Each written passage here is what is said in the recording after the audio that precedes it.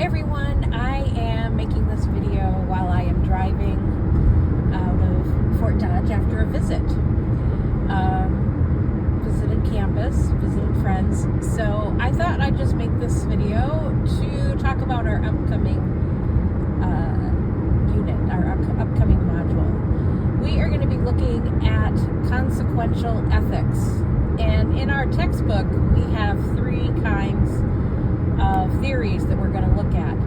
They all have something in common in that they look at the consequences of an action, who benefits or who has happiness from those actions. And so we're going to start by looking at egoism. Egoism presents us with a theory that's different than the others, is because there's 2 versions of it.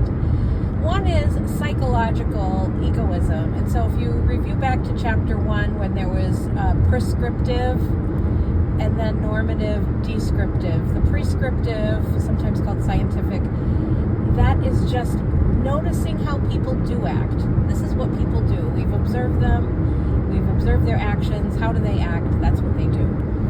So this theory says people act in their self-interest. We've observed them in their natural habitats, and people look out for themselves. Okay, so that's the theory. Then there is the other theory that says people should act out of their self-interest, what's best for them. And we'll unpack reasons why people who hold on to this theory think that this works better. So we'll unpack, some arguments. There are some strong arguments for it, and then some not so strong. Okay, so that's the first theory we're going to look at. Second theory we're going to look at is utilitarianism.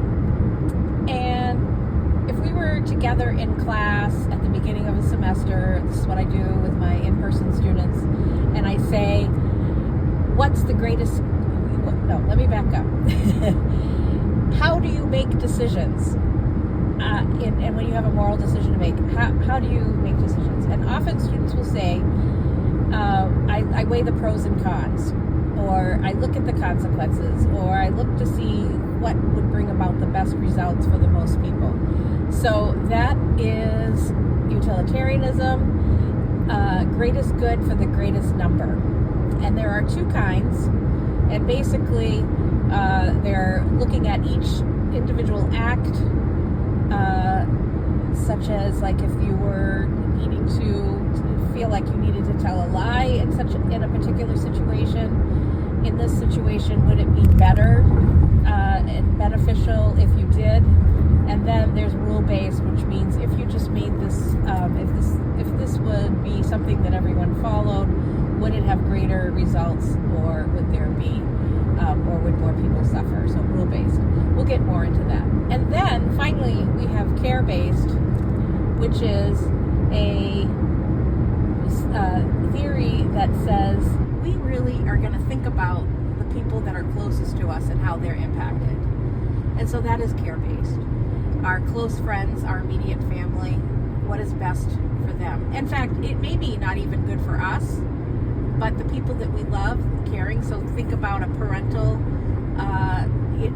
role where parents sometimes sacrifice for the betterment of their kids, and so that would be care ethics. And so it's a relational theory. So that is my overview while driving back of this chapter. So I don't know if anyone recognized, but we just passed Webster City. So it's good to be back in Iowa. Saw some great friends.